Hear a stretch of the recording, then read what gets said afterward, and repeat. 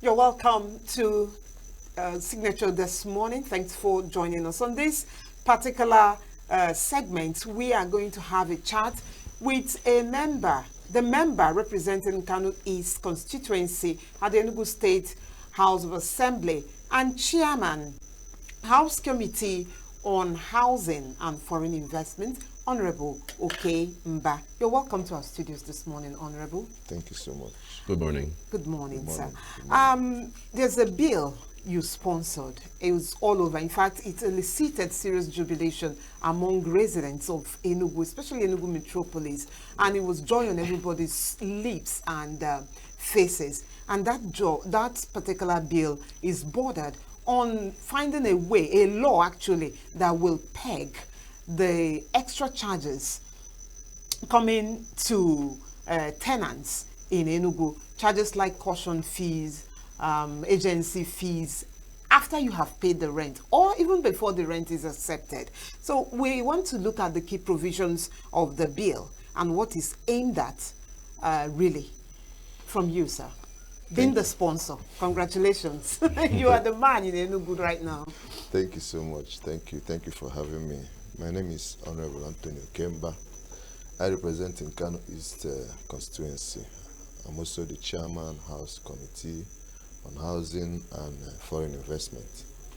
The bill is a second amendment bill. Basically, the bill is a product of the desire of the masses of Enugu. They have so much complained and raised alarm over the arbitrary extortions by the agents, and oftentimes with the connivance of the landlords. So it calls for a very serious concern, and we found it very necessary to do something to address that menace. Okay, I think the first question should have been the complaints, the concerns that got to you, okay, before you began to ponder on sponsoring this bill.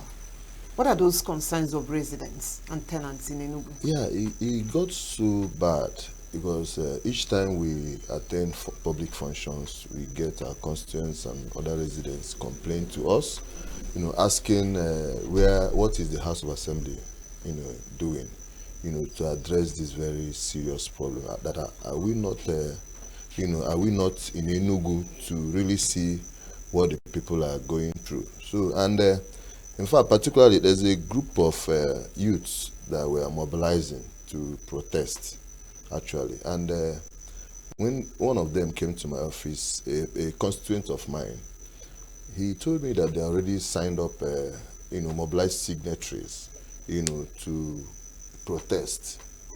And their first port of call will be at the House of Assembly. So I told the young man, Mr. Onyekachi by name, I told him that I already have the draft bill with me, that there won't be any need for them to go on the protest. So incidentally, I had it on my table, I just pulled it up and now showed the guy. So it's not a mere talk or political statement that I've already done something. In fact, that bill was immediately after our inauguration, I started working on that bill. But it has to go through a lot of research. You have to try to call up other, similar, laws from other states and so on. Look at the existing laws we have already, identify where the clauses and the particular sections where such amendment could happen, and then come up with that draft bill. So we, out of that I will call it agitations, even though it hasn't gotten that viral, but people are already grumbling and complaining of what they are passing through. So I just found the need to quickly do something to address it.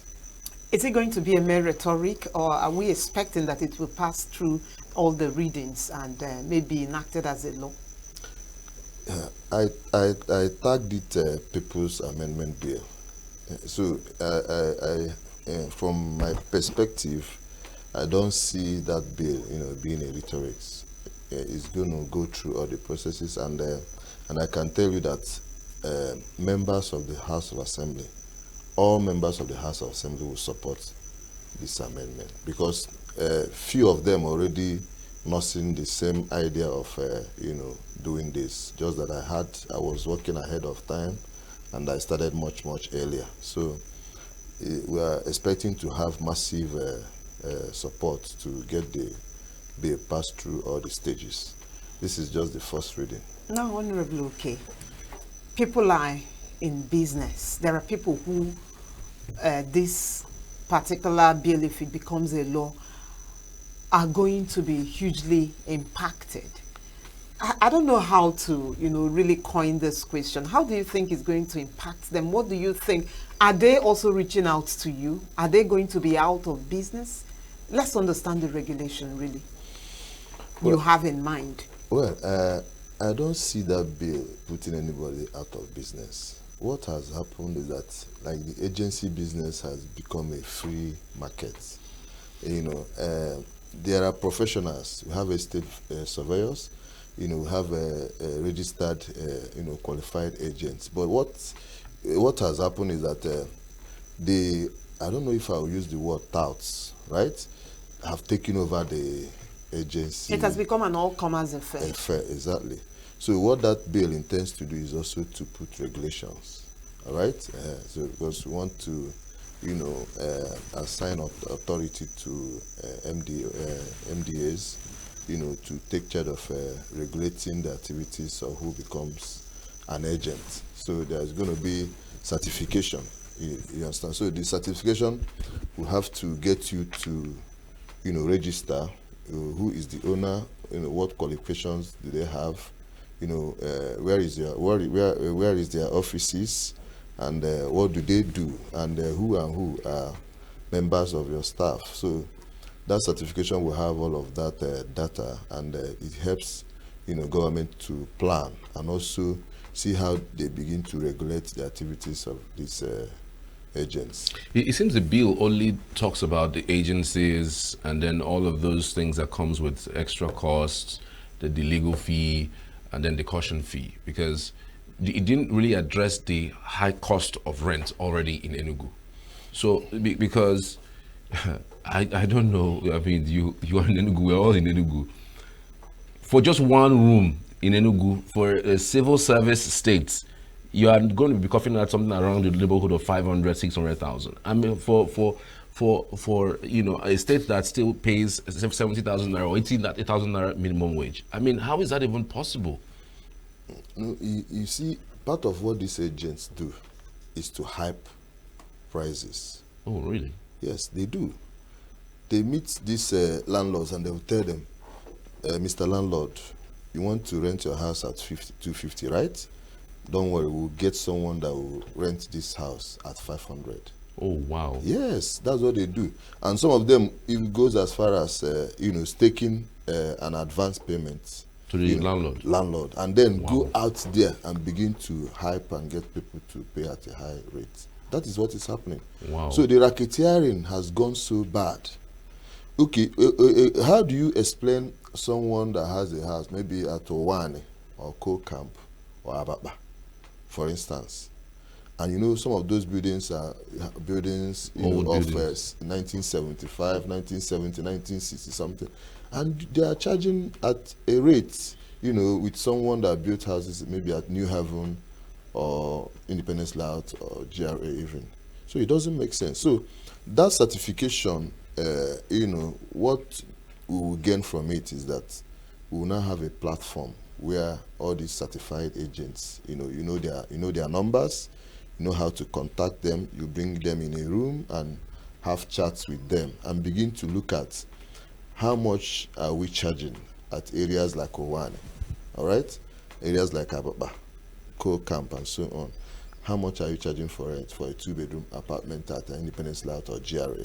So they'll begin to discuss, and begin to come up with segmented rent, payment pattern. Do you understand me? So that it doesn't, it doesn't become an all-commerce affair where you just charge whatever you want to charge and get people to pay whatever amount you want people to pay. So So because as it is now, there's no regulation, nothing. There's no meeting point. All right. So what that law does now is to now allow maybe Enugu State Housing Corporation, as we propose, to now do the certification of all these agents, and now have a platform where they engage them to begin to talk to them. Yeah, we understand the fact that the cost of materials are so high now, which has necessitated the high cost of rent. But when they talk at those platforms, we begin to understand people that build new houses and people that already have old and existing houses. So there must be a regulation. If government don't intervene in cases like this, the society becomes chaotic and anything can happen. Part of the reasons why these things have thrived, some of these towns, like you call them, have gotten to that space to thrive, is because there is visibly a deficit of housing. Yes. For Enugu State, at least. I mean, before you even get accommodation within the Enugu metropolis, you have to actually meet more than 3 persons before you get a standard, something that you're looking out for. So how is the House of Assembly addressing this deficit? Yes, a majority of our people don't know that the 2025 budget we passed has on them construction of 30,000 housing units. Low cost Mass housing. 30,000. 30,000. So for 2025, in the budget, you have what is called rolling plan, right? Mm-hmm. You roll over budget, within the space of 3 to 4 years. So under that rolling plan, between 2025 and 2026, Enugu State government, through the His Excellency Governor Peter Ndubisi will be constructing 30,000 mass housing units. 7,000 will come on stream this year, 2025. All right, so we'll begin to now see that mass housing, cushioning this deficit we are experiencing in the housing sector. I keep saying is a product of demand and supply. True. So the demand for house rents High. much high. During the advent of the Boko Haram, a lot of our people, wanted to come down east, and the Enugu was the preferred destination. So we had a lot of influx of our citizens coming to Enugu. And then the issue of the higher institutions. We have over 11 to 13 higher institutions in Enugu. And you have all these students coming to Enugu, and they want to have house rents. And it has triggered a lot of demand for house rent. So that mass housing will address that will be the long-term solution to this. So what the House of Assembly is doing now is just to bring the short-term solution, which will also continue to flow. And by the time, before you know it, our citizens will have a big relief. And another thing the government is doing is the access road, building satellite roads. In the coming days, you will hear the state government award a whole lot of roads that will open a lot of satellite roads, internal roads in the urban and so on. And some of those areas people don't usually go to live because of the advent of new roads. Now you see people moving inside to live at those areas. So some of those activities coming on board will also help to cushion the housing deficit we have in the states. Now, Honorable, this bill, is it going to address something of concern again? And that's increase in rent as time goes. You live in a particular house. It's not like a new touch has been effected, but probably because of the economic situation that is getting worse by the day, the landlord increases. Is there going to be some sort of regulation as to how and when increments should be effected? Yes, we already have an existing landlord tenants law. There's an existing law, and that law, has this thing you just mentioned now is part of what the existing law had. Do you understand? So there's a percentage increase, and a number of years before you can increase. I think the law says that you cannot increase more than 10% after 2. You have to increase not more than 10% after 2 years. So depending on the inflation, the status of inflation. So the law already had that provision. So, but what we are dealing with now is to address this very issue that our citizens are complaining. So that one is already taken care of in the law, and I think the provision is fair enough. What happens is that our people, they don't activate that aspect of the law. That's another angle to this. The House of Assembly has enacted, or rather passed, a lot of bills into law, but citizens don't get to really know their rights and how they can go about it. We're also going to do something to try to engage with the executive to activate the public enlightenment unit, especially trying to enlighten our people concerning all these laws the state has passed. All right. So is the law going to peg house rents specifically? Because someone would say that I am the landlord, you didn't build a house for me.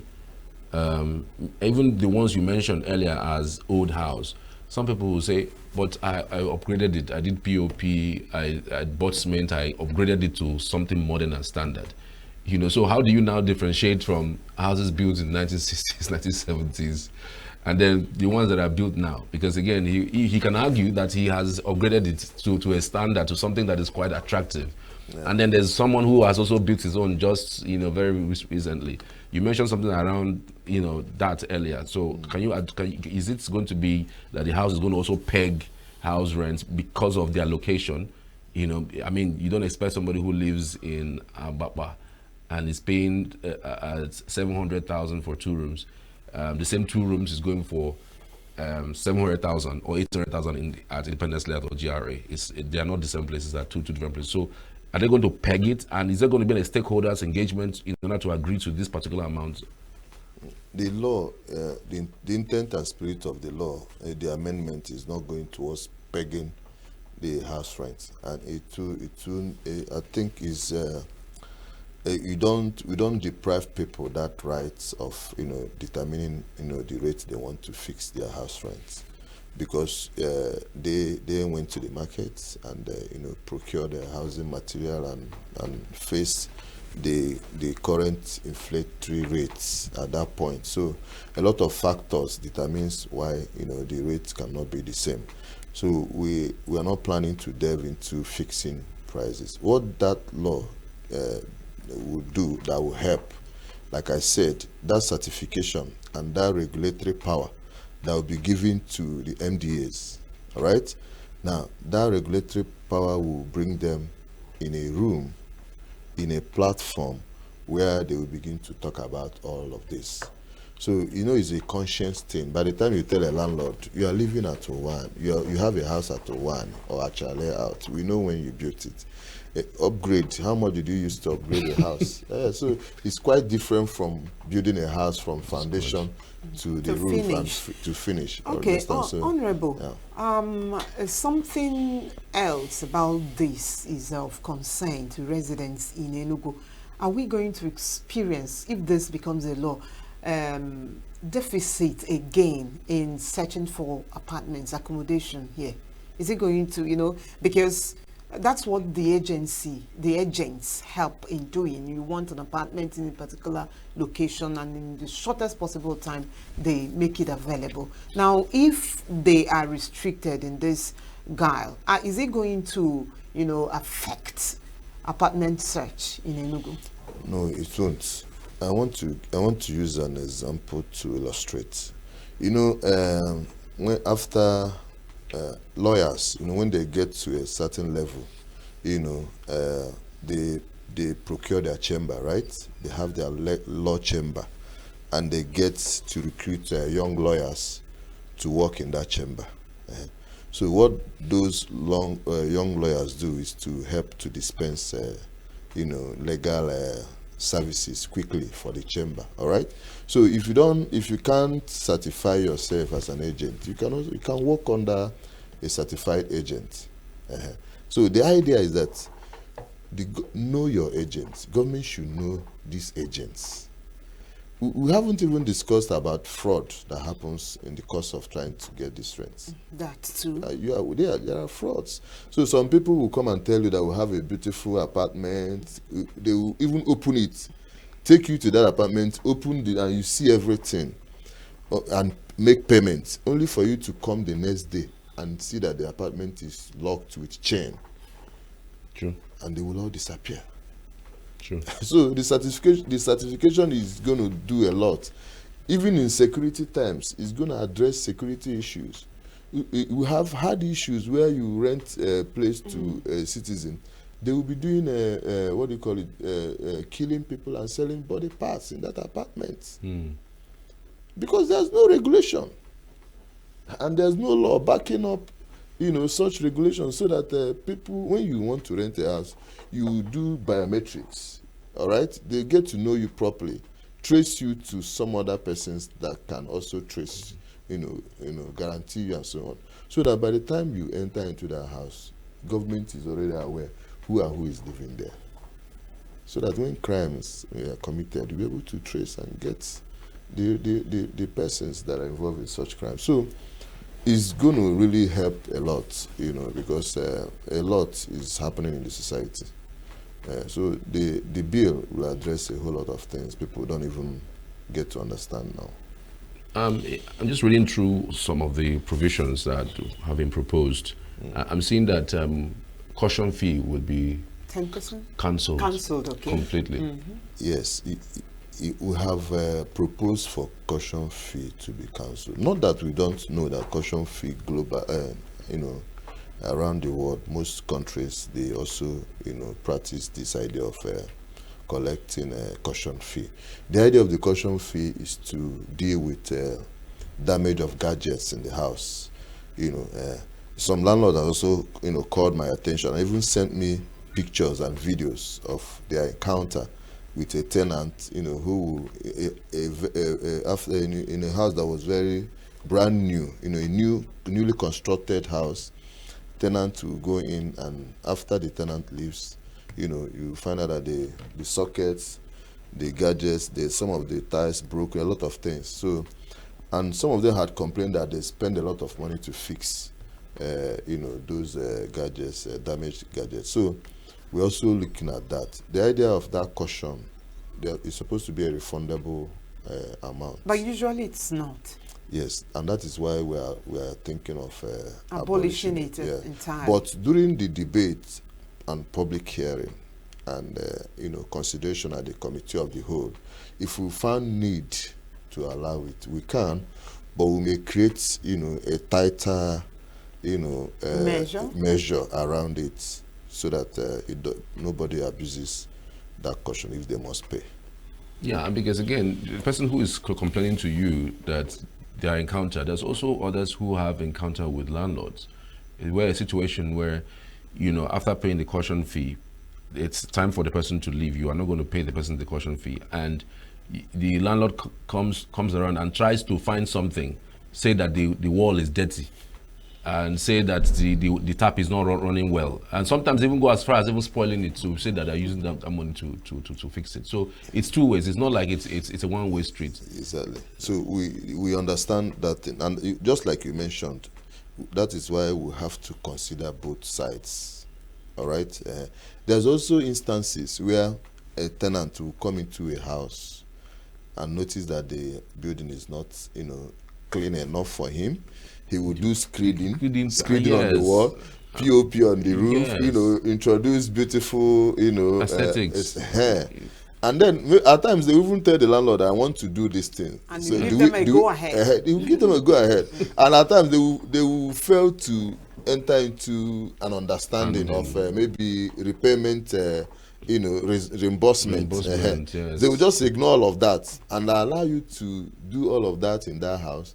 And then when you will leave, you will also leave you must have also paid that caution fee. Absolutely. So, you understand me now? Yes. So how do you now how were you able to settle that person that did all of that, Yes. put all those ecstasy and all those beautiful things in the house? So these are issues that will come up.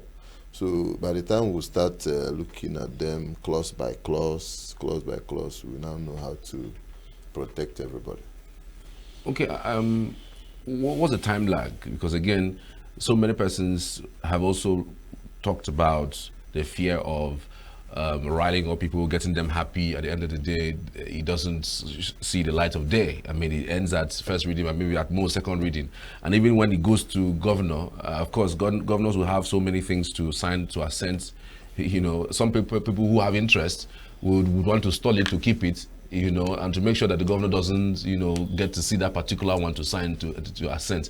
How are you going to be sure that as soon as it's done from the State House of Assembly, it is straight to the governor, and governor is also seeing it, because I'm sure he's also interested in this, because anything that makes Enugu people happy is actually what the government should be looking to do, and quickly so too. So what's the time lag, and how can people track this particular action so that we don't forget? Because these days things can happen between now and next year May. Everybody would be talking about the next election. So if you don't do anything between now and May next year, you practically will not be able to do anything right again, because the whistle is blown for the next round of elections. Thank you so much.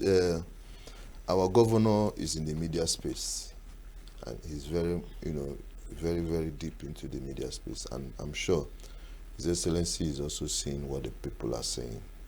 And like I tagged this amendment, I tagged it People's Amendment Bill, all right? And the first time I was on radio, before I presented it, they asked me this particular question: when am I presenting that bill? And I told them that between 2 to 3 weeks that I will present it for first reading. And I did that before 2 weeks, I did that for. So now the house is charged up as we speak. All right. Okay. So they are all in the social media, in the social media space, and they are seeing the comments of our people, within Enugu and across Nigeria. So they know the urgency and how much our people desire to have this bill passed. So I don't see a reason why anybody will want not to, allow the people have their way. So our members will support it, and I'm highly optimistic that His Excellency the Governor, the governor is so passionate about our citizens. People need to understand he's so passionate. The kind of thing he's doing, he doesn't consult people to do it. Some friend of mine came to me. He's living at near this estate after Northwest. There's an estate before, as if you're going to Old Road towards Emene. Okay. So he came to me and asked that their road, they have a very bad road, and he approached me. I told him, go to Commissioner for Works office, meet him, tell him about the road. That you'll be surprised that road has been scoped and will be constructed. He didn't believe me. So he went to the Commissioner for Works, and the Commissioner for Works called the engineer. They brought all the scoped road in Enugu, and he just pointed to his street and told him that your street will be reconstructed any moment from now. And I can tell you, take it to the bank, from few days from now, His Excellency will award a good number of urban roads that our people will begin to see that the governor has their interests at heart. I tell you, the idea is that there won't be dust in any street. This red sand on your tire. That's the target in any street in Enugu. So he's passionate, he loves our people so much, and if our people is yearning for this bill, and he's seeing it, on social media, he will assent to it. All right. So, what about the timeline? When can we expect this to be assented? How do we track it? I mean, people are interested in this thing. So, is there a time lag? Do you have a time lag that to say, okay, between now and this time, this thing would have passed second reading? Between this time and this time, we would have deliberated on it. Like, what's like the tentative month? Okay, our next adjourned sitting on 5th of March. So I'm going to now fully introduce the bill. I will present it, introduce it, present the merits of the bill, enlighten, all members, why they should support the bill. I try to bring up, all the feedback I've gotten.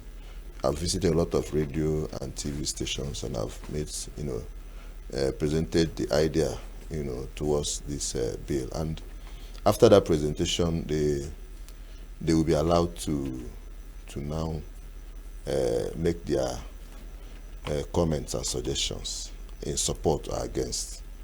So after that, it will be passed for second reading and be subjected to a committee. That committee will now organize a public hearing.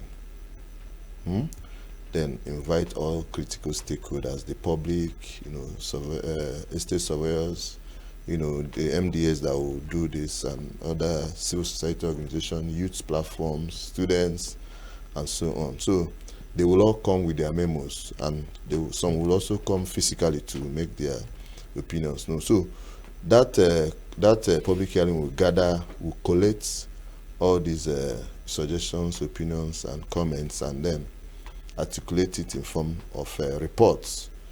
They will now report back to the House. So the House will read out the committee will read out the reports to the House.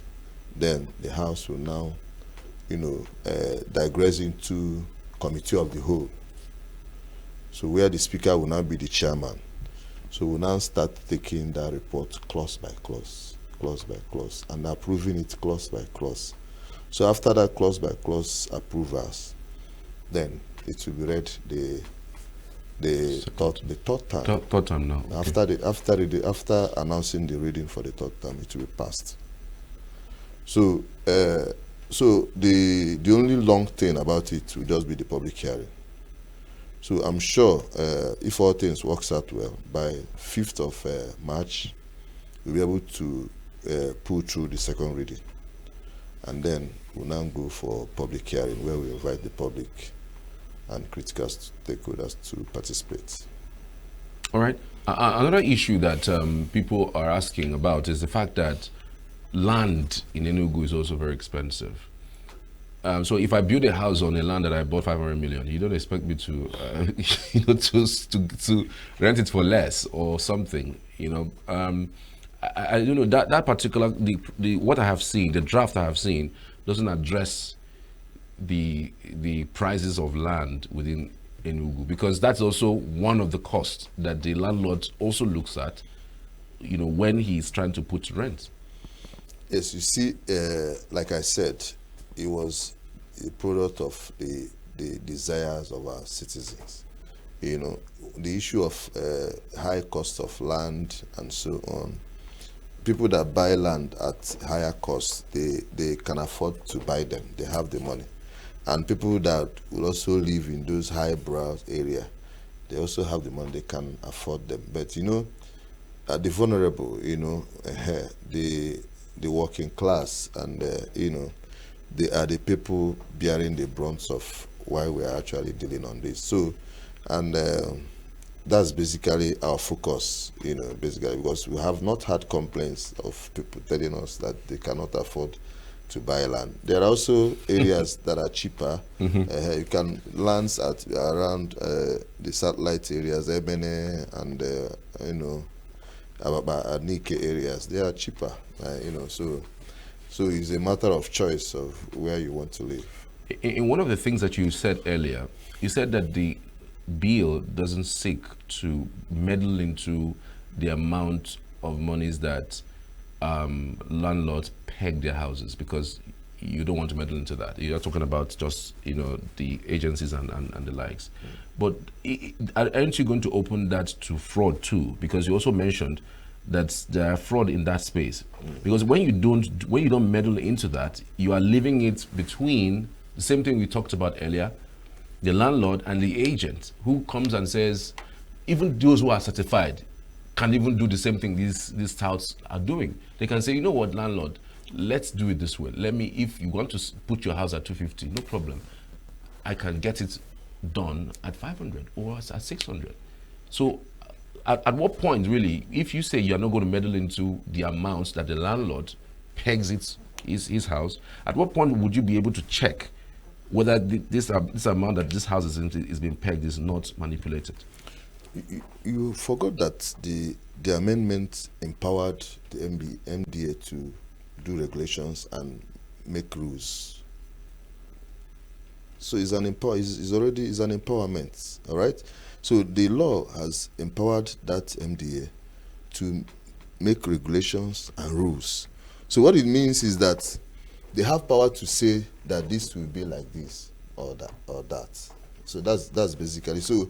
So the law did not go to peg. Just like I said, we don't have to. If you peg it, what it means is that every year you will come to amend and continue to amend because there is the forces of demand and supply, and then there is also the issue of inflation that we must, either going up or going high.